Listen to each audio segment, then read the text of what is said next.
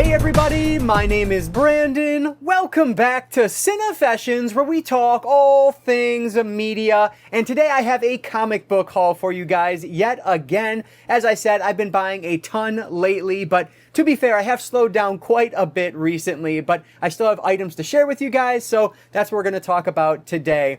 I have items from Amazon, in-stock trades, Ollie's, and second-hand Charles, and there are 8 titles in total. We're going to move over to the overhead so you guys can check out some of this beautiful artwork. So let's not waste any more time at all. Let's dive right into another comic book haul. So let's start off with the largest of the pickups today. Not the thickest, but just the physical height of it is the largest. It's an oversized book. This is Moonnight, Black, White, and Blood. And I believe a number of these have now changed this to Black, White, and Red. I've seen some like Darth Vader, Black, White, and Red. I've seen some other ones as well, but I guess the original title was Black, White, and Blood. And you can see, obviously, the idea here is that you're going to have 3 colors throughout. So this one looks fantastic, and I am very intrigued to check it out. I have read a Moon Knight standalone volume once in the past. I thought it was fine, but I never ended up continuing that series at all. But this one just looks awesome. I am assuming this is a one-shot, essentially. But looks great, so I'm really excited to dive in and see everything it has to offer. This page is absolutely beautiful. So yeah, this one just looks really cool. I don't think it even talks about... Oh, it does. Yeah, it's just issues 1 through 4 of Black, White, and Blood. So yeah, this one is by Jonathan Hickman, so it should be a really good book. So first one today is an oversized of Moon Knight, Black, White, and Blood by Jonathan Hickman. Changing up the lighting a little bit because I want less glare. So this is AntMan, the Saga of Scott Lang. You can see this one was actually $10, but this one is quite a bit thicker than that last one. And on the back here, it collects how many different issues? So there's 1 through 5 of Ant-Man and the Wasp 2018, Giant Man 1 to 3, and then Ant-Man 2020 1 to 5, plus Guardians Team Up number 7. So quite a good number of issues in this volume here, which is really cool.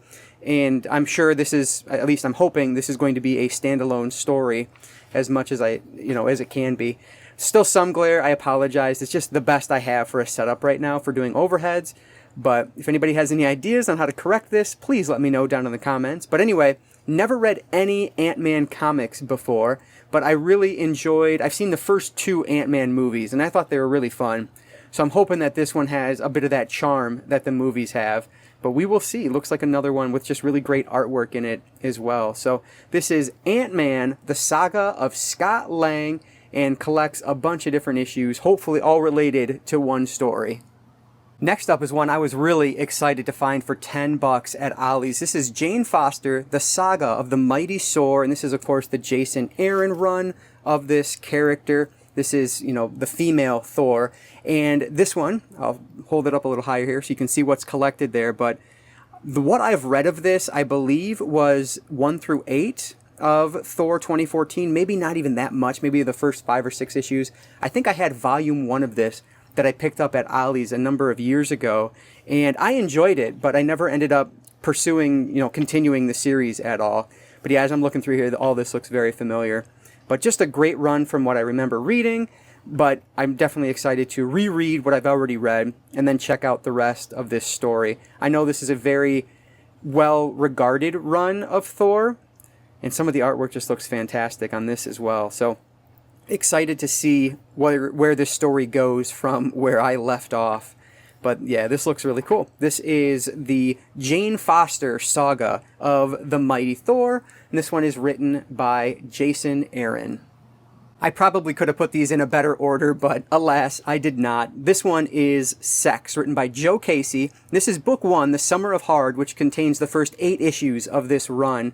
And this one, if you see awkward cuts here, it's because I probably came across something that was not safe for YouTube. So I will scroll through this. Obviously, this is a very adult-themed book, as you can see from the opening page there. But yeah, this one I've heard really great things about over the years, and I think I owned this digitally just from some random Humble Bundle pack that I picked up a number of years ago, but I never ended up reading it. I found this one for about $4 from Secondhand Charles, and so I decided to pick it up because it was a really good price. And I think I can only go one more page before we start getting into some problem areas. Well, some areas that YouTube wouldn't like. So I guess I'll stop there. But this is Sex, Book 1, The Summer of Hard, written by Joe Casey. Now here's another one that was just really cheap at Secondhand Charles. This is Frank Miller's Ronin. And I love a lot of what I've read from Frank Miller. So I'm hoping I will like this, even though it's not really genre that I would typically read. But I'm just intrigued because of who it is. And this was like $6, $5. It was incredibly cheap. So the artwork on it is interesting. It's not necessarily my favorite, but it doesn't look bad by any stretch. I have liked some other work that Miller has done a little bit better, but I'm hoping this one will have a great story. Obviously, this is a really well-known graphic novel. People tend to really enjoy this. That looks really cool. I love that. But yeah, so we'll see how this one is. This is Frank Miller's... Oh, wow. Is this whole issue? Interesting. It's interesting to me when they do issues with no dialogue. And it looks like this might be, well, very little dialogue anyway. But yeah, that's Frank Miller's Ronin. I think this one should be really good once I get around to it. So here's one that honestly I may have shown in another haul. I just can't remember. But this is R.L. Stein's Stuff of Nightmares, The Monster Makers.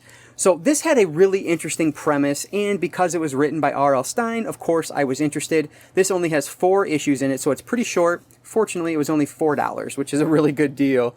But I did complete this one already, and I thought it was pretty good for what it is. Nothing revolutionary. It takes a lot from like the old EC comics, and there was one other one that he references in here. EC Horror, Tales from the Crypt, and The Haunt of Fear. Now, I don't know Haunt of Fear at all, but I have seen some books available in Hamilton Book, so maybe something I need to check out. But essentially here is our, our crypt keeper of sorts, and he has these instruments throughout his house, or these souvenirs, I guess, throughout his house, and he picks up this hand and wants to tell us the story about how he came to get it and kind of the backstory around it. And so then we go into the story of these 2 brothers who are... Essentially, this is a like modern day retelling of Frankenstein mixed in with a little bit of Bride of Frankenstein. Like I said, it's not a wonderful story, and it's just the fact that it's R.L. Stein doing an adult horror tale is why I was intrigued by it. There is, quite a bit of blood and gore, and I like the artwork myself, but that will probably be, just a personal taste. But yeah, this one is pretty good. If you can find it for $4, or if you can get it off of like Hoopla for free, I think it's worth the time. But again, nothing really to write home about, but I just love R.L. Stein, so I'm happy to have it in the collection. Now, because I've read it and I, want to collect more of them, I will probably hold on to it for now. But yeah, just a good but not great story. This is R.L. Stein's Stuff of Nightmares, The Monster Makers. We're going to wrap up today's video with 2 in this style of book. This is the DC Finest, Batman, The Killing Joke, and Other Stories, of course, by Alan Moore is The Killing Joke. You can see this is a thick one, though, which I love. But this is DC's answer to Marvel's Epic collections, and I love collecting these. These are some of my favorite ways to read right now, and so I had to pick this one up. I grabbed this one when it was brand new, the week it came out. This just came out, I want to say maybe back in May. And I ordered it off of In-Stock Trades for $17.99, so it was really cheap, plus like $6 shipping. Very cheap either way, especially when you compare it to, what it was on Amazon at the time.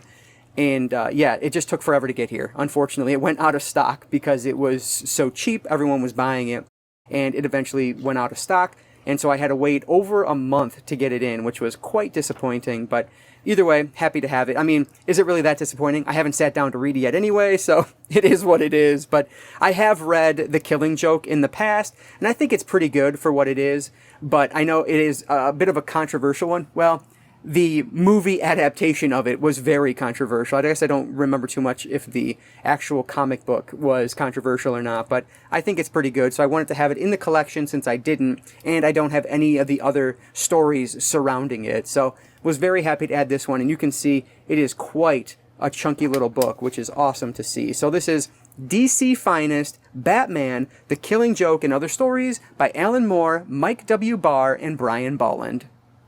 And then let's wrap it up with one of my favorite reads of the year. This is New X-Men, E is for Extinction, and this, of course, is the Grant Morrison run. and this is Volume 1, which covers 2001 to 2002, issues 114 to 126, and Annual 2001. I think Annual 2001 is the one where you have to read it this way as opposed to this way, and I found it very annoying. But either way, this is such a good book. I actually told this story multiple times now, but I actually found this on eBay for a really good price, and so I bought it, but when it came in, it was just in terrible condition. It was like a dog bit the corner out of it. It was horrible. So instead of just returning it, which I did do, I ended up reading it in the few days that I had it before I had to send it back. And I loved it. I loved it so much that I pre-ordered Volume 2, which I showed, I think, in my last haul, and I've read that as well. And actually, as of now, I've read the entire Grant Morrison New X-Men run. And let's just say it doesn't end as well as it begins, I guess. I'll say that. It's a very weird finish. It jumps ahead in time, and it's just odd. But either way, starts off great, and the middle is a ton of fun as well. I loved Volume 2. So highly recommend this if you haven't read it. It's just an X-Men story. I love Emma Frost in this too. I've kind of become obsessed with X-Men. I don't have it on, but my wife bought me an X-Men watch from, I forget what company it is now. I think maybe Casio. It's gorgeous. I wear it out, but I didn't think about putting it on for this video. But she got me that for Father's Day, and it's awesome. Oh yeah, here it is right here. I think this is the annual, if I'm not mistaken, which I found quite annoying to read because you had to turn it to the side. Yeah, it is the annual. So you can see right here, the whole book is printed this way. And I thought for the first couple pages, oh, this is interesting. And then I realized, nope, the entire book is like that. Well, that's kind of annoying.